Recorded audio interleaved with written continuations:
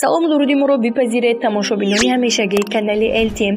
ҳар яке ки шумо азизонро ба канал хуш омадед гуфта барномаи ҷадиди имрӯзаи худро бо хабару гузоришҳои тоза манзури шумо мегардонем. ширкати исламед ба шумоён танҳо дороҳои табиро бо сифати баланд пешкаш мекунад. Эпимедиум паста барои боқувват кардани бадан ва мардонагӣ, шахсоне ки фарзанддор намешаванд, зинда кардани оби мардонагӣ, хунукгирифтагӣ, рак кашидани пойҳо, худро дар вақти ҳамхоба шудан боқувват ҳис кардан ва ҳафсаларо баланд кардан. Френд крем барои ҳамхобагиро бо ҳамсари худ то муддати 45 дақиқа дароз намудан. Самёнван барои шахсоне ки иштиҳо надоранд, хароб ҳастанд ва мехоҳанд вазн гиранд. Ҳамчунин барои варзишкарон низ пешниҳод карда мешавад. Хилба ҳадиси пайғамбар аст ки ба сад дард даво дорад. Барои санги намак ва хунукзадагии гурда. Равғани мурча барои нез кардани мӯйҳои нолозима.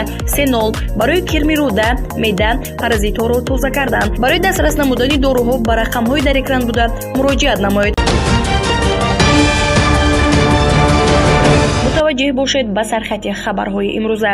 Сайҷафар Усмонзода ба Эмомалӣ Раҳмон ба ҷалби иҷбори ҷавонон ба хидмати низомӣ поён диҳед. Раиси ҳизби демократив ва намояндаи парлумони Тоҷикистон аз Эмомалӣ Раҳмон раисҷумҳури кишвар хостааст ба ҷалби иҷбори ҷавонон ба хидмати аскарӣ поён диҳад. Сайҷафар Усмонзода гуфт, ҳар сол ду бор дар Тоҷикистон дар фаслҳои баҳор ва тирамоҳ мақомоти пулис иқдом ба боздошти ҷавонон дар манотиқи мухталифи шаҳр мекунанд, дар ҳолате ки теъдоде аз ин ҷавонон мариз ҳастанд. Иттилоъ додааст хабаргузории Парстодай дар истино ба сомонаи Аки пресс. Раиси ҳизби демократив ва намояндаи маҷлиси қонунгузории Тоҷикистон идома дод, ин равиш муҷиби фирори бештари ҷавонон аз хидмати низомӣ дар Тоҷикистон мешавад ва ҷавонон аз роҳҳои мухталиф рафтан барои кор ба Русияро ба хидмат дар артиш тарҷеҳ медиҳанд. Ба гуфтаи вай аз ин роҳ мушоҳида шуд ки фарзандони ҳеҷ корманди аршадии давлатӣ ба хидмати низомӣ намераванд. Фақат писарони хонаводаҳои фақир ба иҷбор, боздошту ба воҳидҳои низомӣ фиристода мешаванд.